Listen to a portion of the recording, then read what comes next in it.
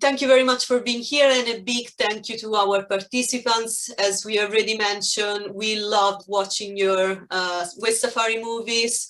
They were all amazing. They all stressed very important topics around waste practices. They all addressed theme 1, which was about environmental sustainability and awareness, which is a very important theme, obviously. And it was interesting to see that there were also different, each video showed different locations in the world. So we have the UK, we have Italy, we have Belgium and Sweden. And well, the way we structured this session is that we would like to, well, welcome everyone, obviously, and then maybe John will say something about his work, about his experience, how he uses photo voice, and also show a brief video related to his work. And then we will proceed to show a caption for each of the Waste Safari movies. Just a short caption is only 30 seconds, and each of the participants will have 2 minutes after we show the caption of their video to say something about and to about the team, what what's the message, etc. And then we will have a short Q&A session. And we will finally present the Waste Safari 2021 winner and the other finalists. Okay, so John, would you like to say something?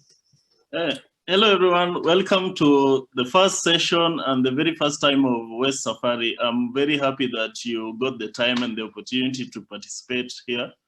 And I'll also thank the organizers and Marta for helping me through all the time with organizing the Waste Safari.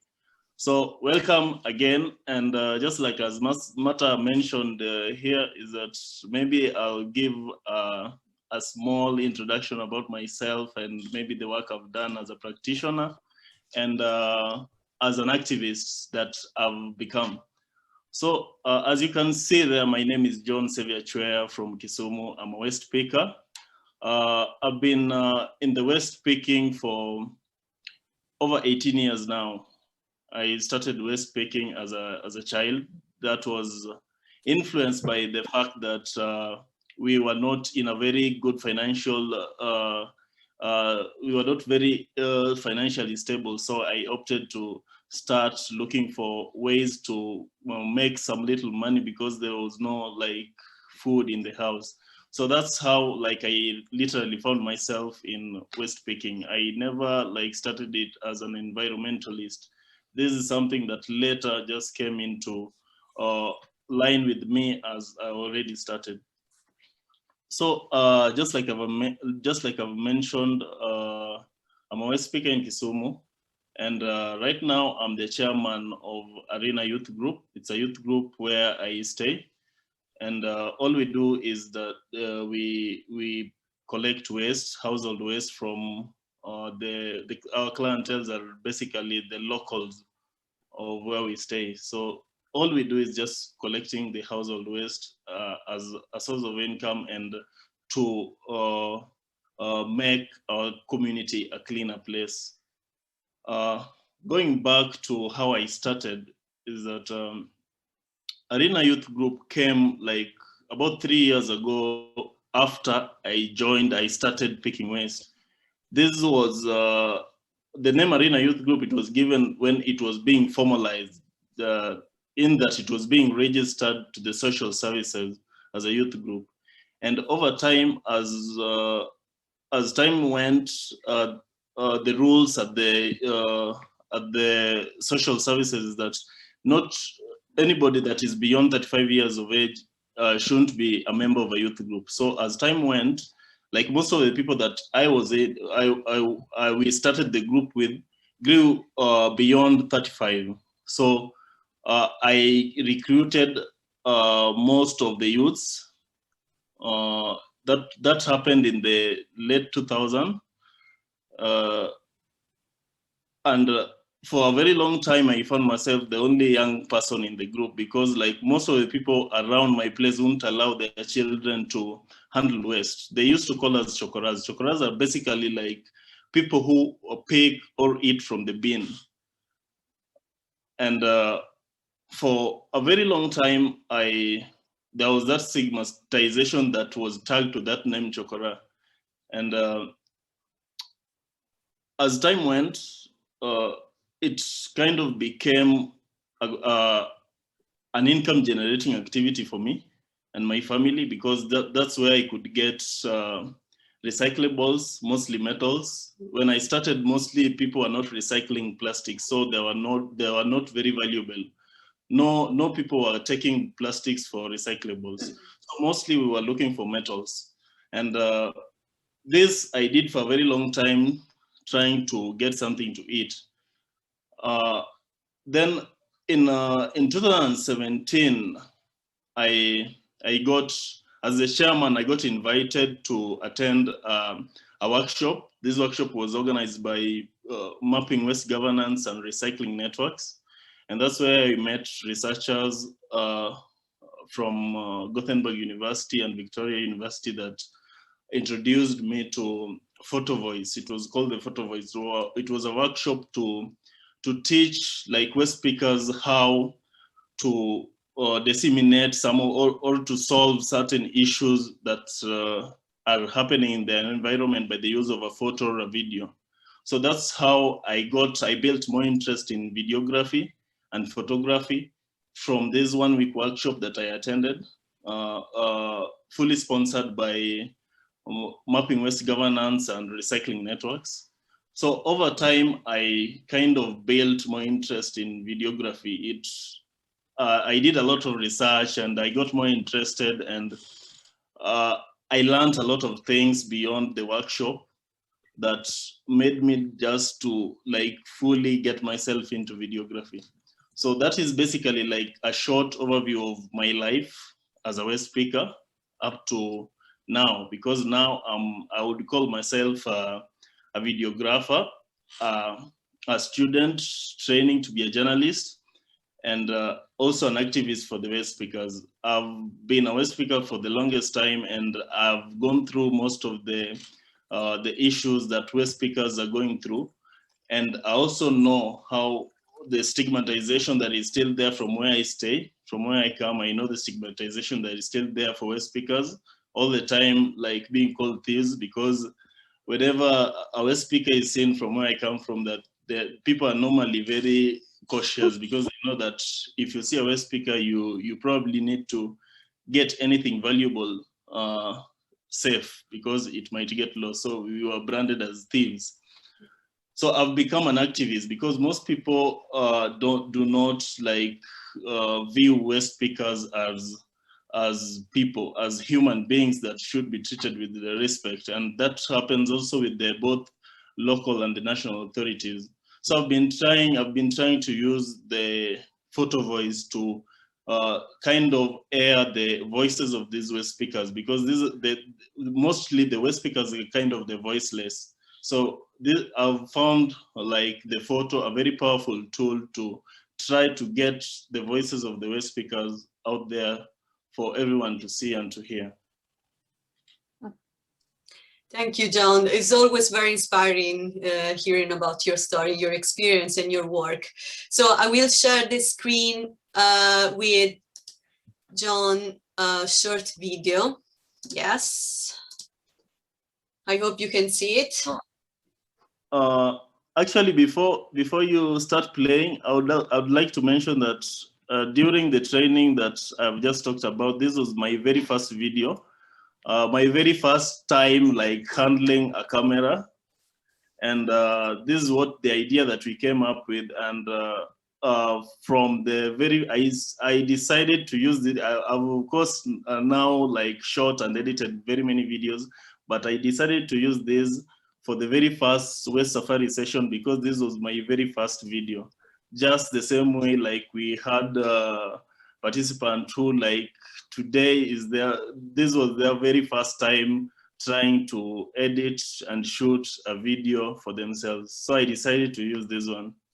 Thank you.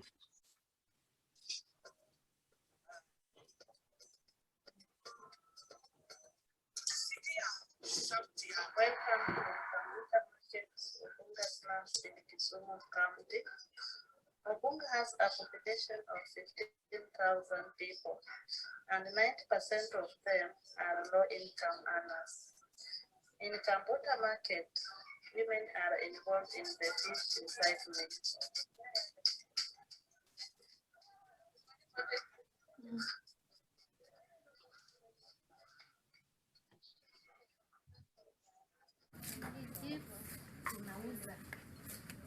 I'm one of the business women here.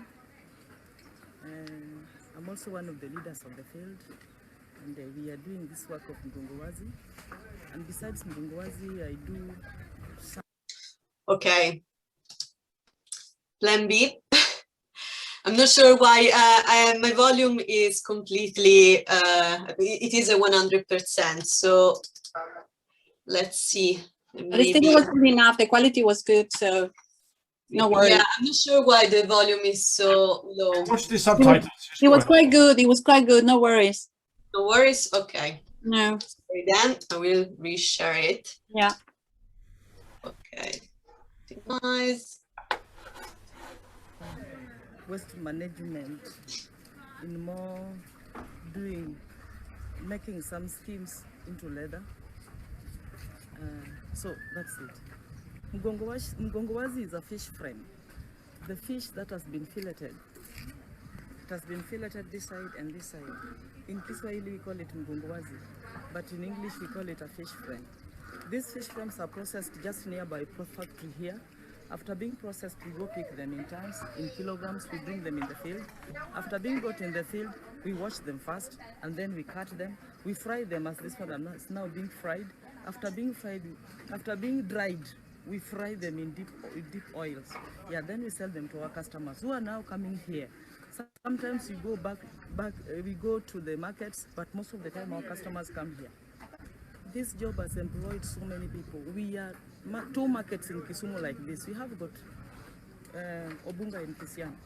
Yeah, we are around 700 people who are depending on these Mgongowazis. Definitely, there are so many challenges that we are facing, especially right now in the rainy seasons. You see, most of the time we had got a fire. 3 times we've had fire here. That has ravaged our stalls. So you see, when the rains comes, we don't have good places to hide. Right. We only have few that we can share. But initially, everybody had a shade. But after that ravaging on fire, so we are just sharing. So when it rains like this, we are getting a lot of challenges. We are just competing with the rains. When it comes, we cannot work. We only work when there is no rain. Are we getting like a good profit out of this business? Certainly not, because the fish prices are up. We've been trying to talk to the factory managers to see how they can slice for us some prices, but still it is on a mediation table. So there's no big profit we are getting right now, as much as we are the dumping site of them, because these things, according to the government law, they're supposed to be dumped. So we are the dumping site of them, but we are not getting good prices from them unless they agree, and then we talk to them. That one. Okay, I would like all factory managers to be put down, and then we talk about the prices. All the managers, we talk about the prices, because we as people who are frying Mgongowazi, we are the dumping site of them. We are playing a very big role for them. If they are left for this thing, there is nowhere they are going to dump this thing. There is no plot, no any other land that somebody would allow them to dump this thing. So we are the dumping site of them. So I wish that if they would have realized and understand that, they would have also taken us as serious people and partners with them, so that we may run on a level that all of us are comfortable in.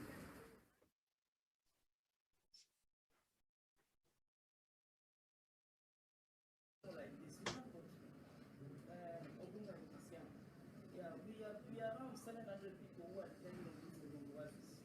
Definitely, there are so many challenges that we are facing, especially right now in the rainy seasons. You see, most of the time we had got a fire. That is great. One is, I would say, it's an eye opener of the kind of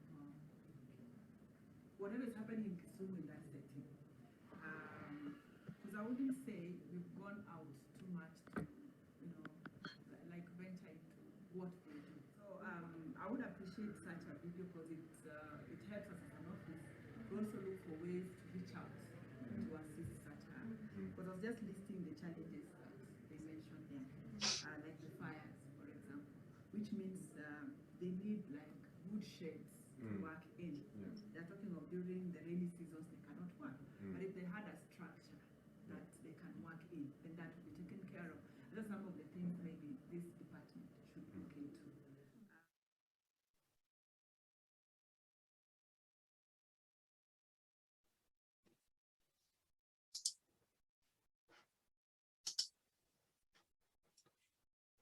Thank you very much, John. That was quite an impressive first video, I have to say. We can see people commenting very similar thoughts and very powerful story, and reading the chat. It is a very good example of how photo voice, so a video, can actually empower a practitioner as well as making a very powerful story. Okay. So, any question for John?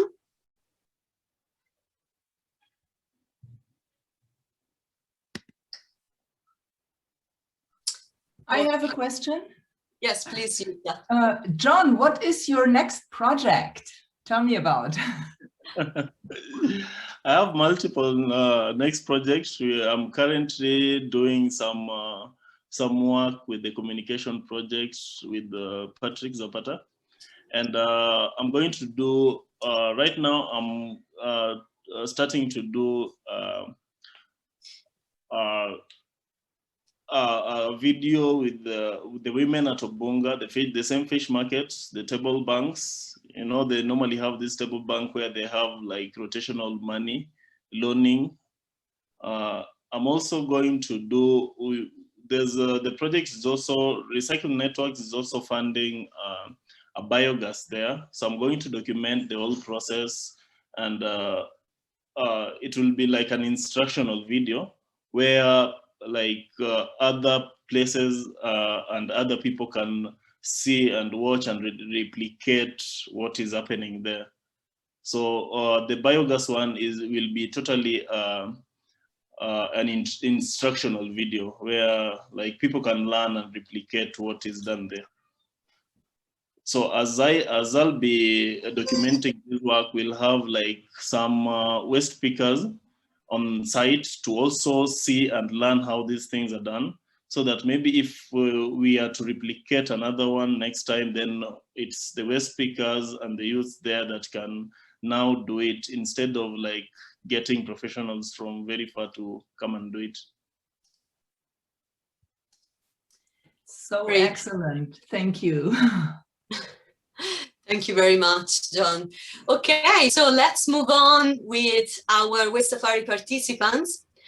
And let's start with showing a short video clip of Andrea Bortolotti's movie, which is titled Recycle or Die, Maybe to Dream.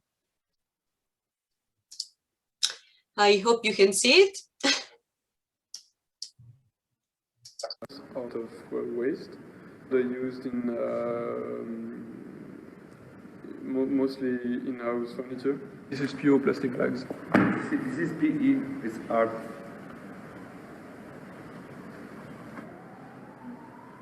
To make a carpet.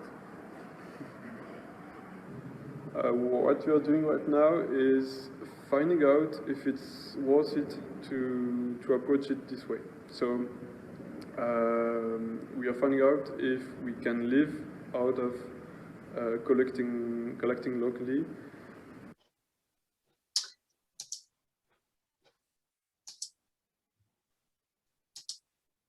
Okay.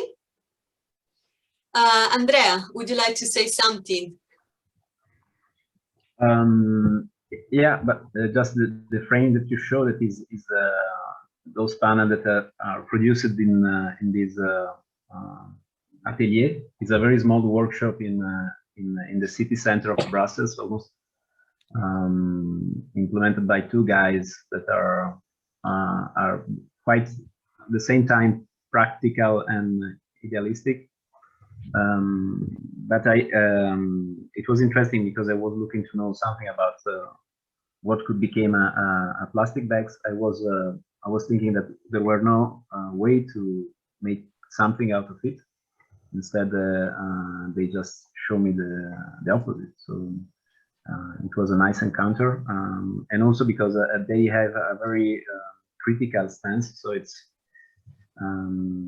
actually at the beginning I was interested to the metabolism, to looking where the plastic waste in Brussels would have gone. But I found out to talk with those guys at the very last moment, and they were very critical and open to the recycling as a concept in general. So it was a nice encounter, and it was a nice excuse making this video to meet them, and maybe there will be further no practical action that will be out of this video for now. Maybe in the future something will come out with them.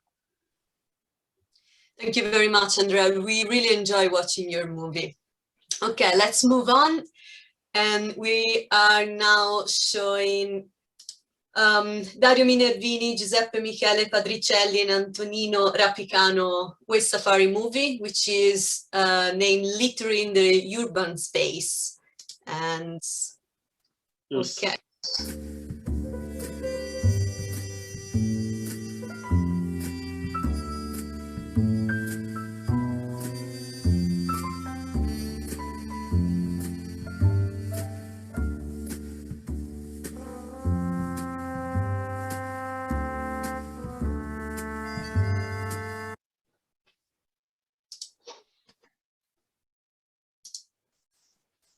Okay, any of the authors would like to say something? Yeah, may I? Well, we like to prepare this animated journey, this animated city journey, aiming to mark how different urban attending practices can be featured by littering. The one you saw was just one of 3 practices we put in our video, the dwelling one. We as well edited the touring one and the commuting one. So the message starts about a specific research question that's on the base as well of our paper that we will tomorrow present in our Ulrika panel, and concerns how it's possible that so many people are so coordinated, obviously non-intentionally, in doing littering that is largely disapproved. And we so intend littering not as an individual behavior, but from a sociological perspective as an interconnected action with different practices. And for this reason, as well, the unit of our unit of analysis of our paper is not the individual and what he does, but his urban attending practices. And so how, not why he does littering, but how he litters in urban spaces. Okay, thank you very much, Giuseppe Michele. And I would just to add just a short sentence about yeah, I must, because the screenplay is an idea of the entire working group. So me, Professor Minervini, and Antonino Rapicano, but I would to thank a lot of my colleague Antonino Rapicano, who has drawn and edited the animation in a very professional way. So. Okay, thank you. So now let's move on to the Waste Safari movie named UK Urban Littering by Alison Stowell.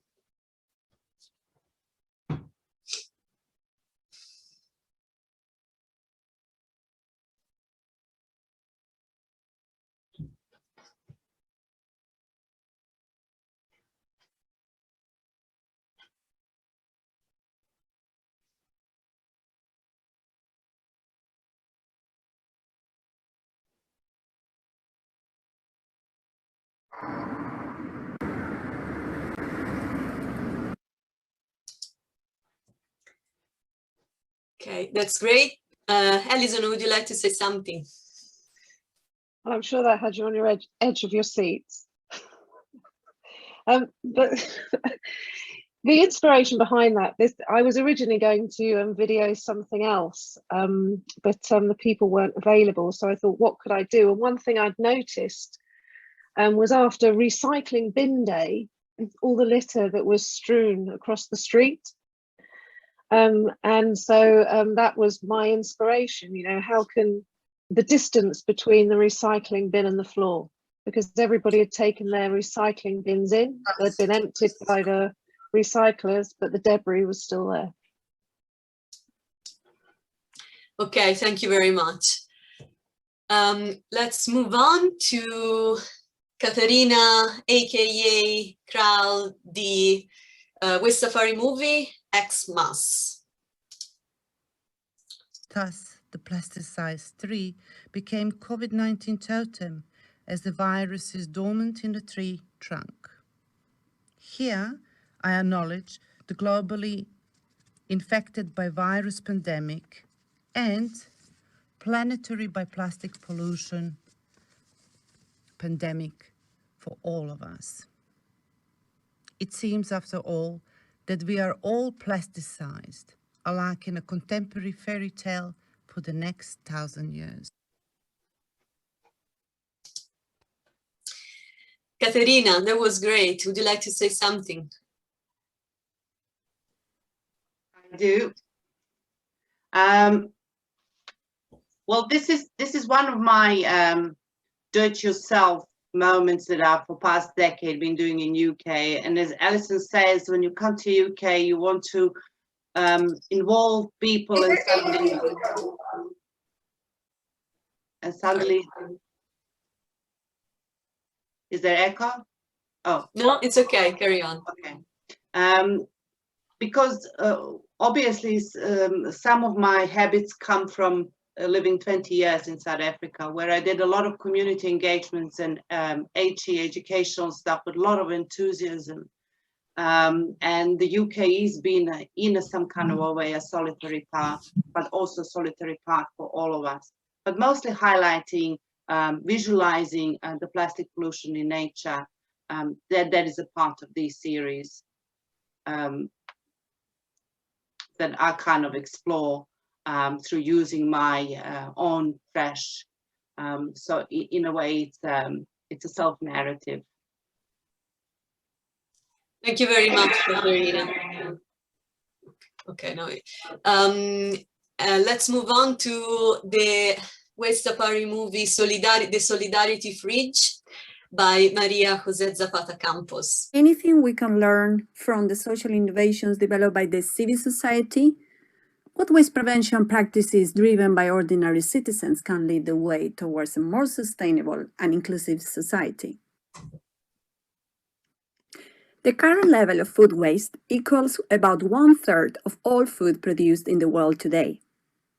This is a waste of resources, which in turn leads to emissions of greenhouse gases and contributes to the global climate change. Furthermore,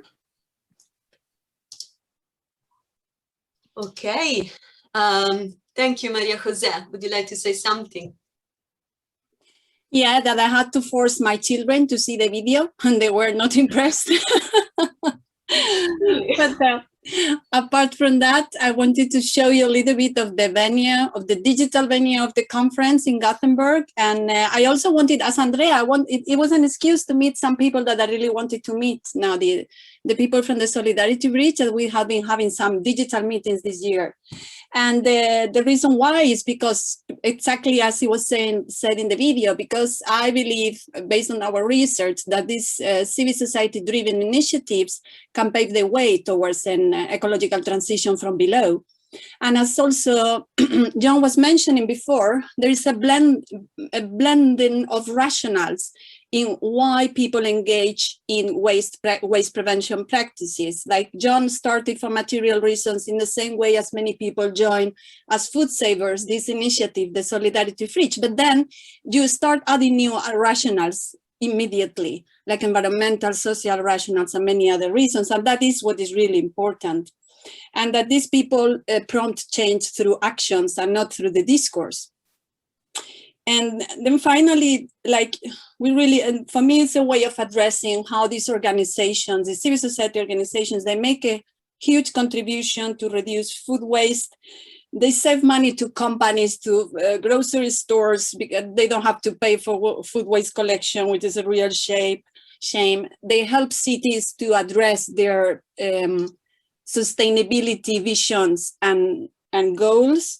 And they are not rewarded for that. They're providing a public service, and they're not rewarded for that, neither for the space that they might need. So this is also something that has been discussed along some of the fractions today, and this is what I wanted to share with you.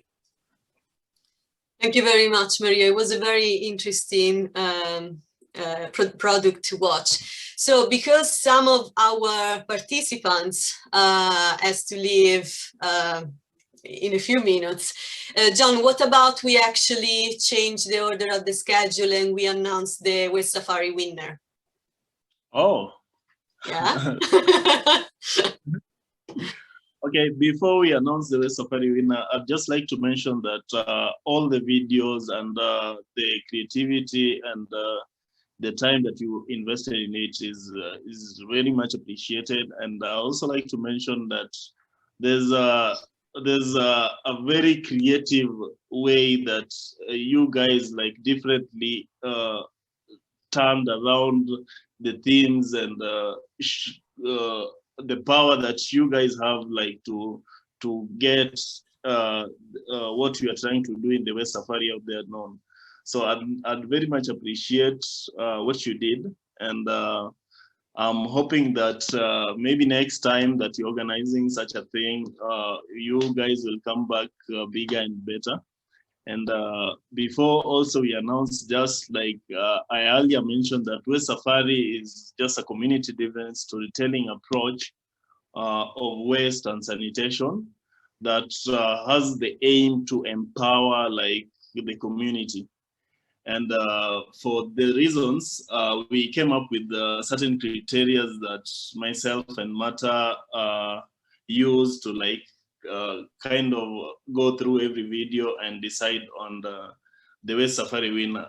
All the videos, honestly, were very good.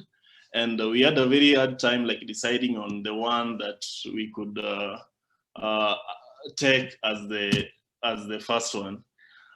But we had to come to an agreement. And I'd say that we agreed that the first position went to Recycle or Die. That is okay. Am I sharing it? Yes. So congratulations, Andrea. Congratulations. So that was the West Safari winner for thank you. Around the session of the first West Safari session.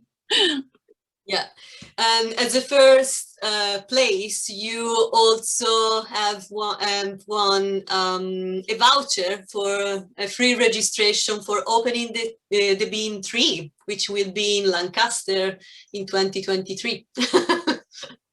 I will email everything to you. Thank you very much.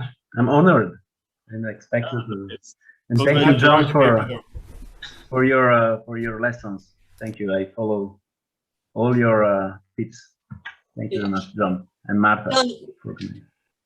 Thank you guys too. I also learned a few from the videos that you made, and I would say that we settled on that because like the impact was so strong, the message and the creativity in editing was so nice.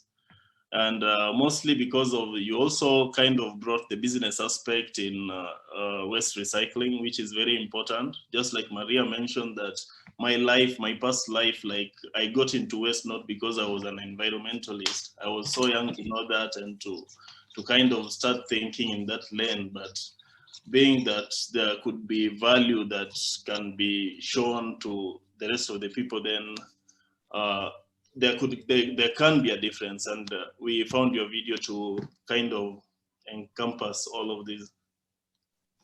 Thank you. So, Marta, we move to the second position. Yes, let's move to the second position. Sorry. Oh, wrong folder. And would you like to, it's loading, okay. Would you like to announce it while it's loading? You are announcing that.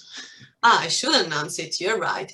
So the second place goes to Maria Jose Zapata Campos with the Solidarity Fridge and Ecological Transition from below.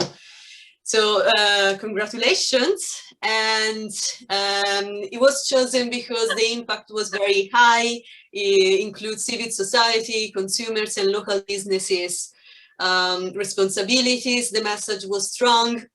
The case study, it is a case study on the replicable and adaptable initiative, and it helps to save money and food. So it showcases the sociocultural, material, and also ethical practices of saving food to waste. Creativity wise, it's interesting because this is in a journalistic style. The editing is clear, the interviews and all the behind the scenes cuts are useful for the audience to follow the story and grasp the message. So good use of the intro and the conclusion to clarify the story as well. So congratulations again. Congratulations. Thank you. Someone is suggesting that it is just because I was part of the organizing committee, but I think I deserve it. My children will not believe it. Thank you. And please, I want all these comments written so I can send them to them. That's great. Yeah, we will email you the certificate, obviously. Okay, let's move on to the third place. John? Oh, okay. The third place, we had the Xmas. The Xmas by, was it Katarina? Yes. Ah, nice. So we also found the Xmas, the impact there was so nice. The creativity in editing and the message there was also very nice. That the visual artistic exposure and sociocultural material practices of household recycling and recycling becoming art, the artistic bit of it kind of is one of the things that, one of the aspects that I was mentioning, that you kind of brought other views that we did not really think of to place. I'd say that Xmas, Katarina, you also did a very nice job with this. And I think your work is also an inspiration when it gets to be seen and aired to other platforms. I think this is a very nice inspiration for everybody. So congratulations, Katarina. Thank you. I did not expect this. Thank you. As well, we will email you the certificate. Okay, so a big thank you also to the authors of Littering the Urban Space and UK Urban Littering. We have a certificate for you as well that now I'm going to share, and I do apologize for all the, okay.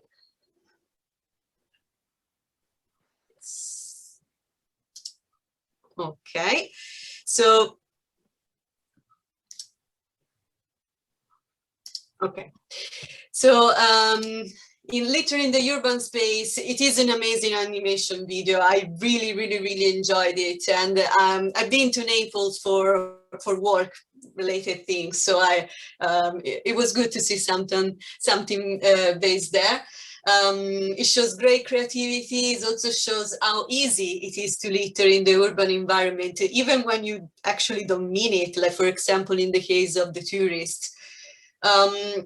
So it is easy because littering unfortunately can be part also everyday waste practices of a community, and it shows, your video also shows the pervasive presence of litter as the result of these practices. So we really like it. Thank you very much for submitting it. Thank you. Thank you so much. Okay, here we are. So thank you very much, Alison, for submitting your Waste Safari movie. This is a great example of safari in the traditional way, therefore meant as a journey through the roads of a local community in the UK, and basically these roads litter as well. So images focusing on packaging types of litter. This addresses social and environmental responsibility of consumers, local governments, as well as corporate social responsibility for the producer of those particular products that are likely to become litter, like, for example, plastic bottles.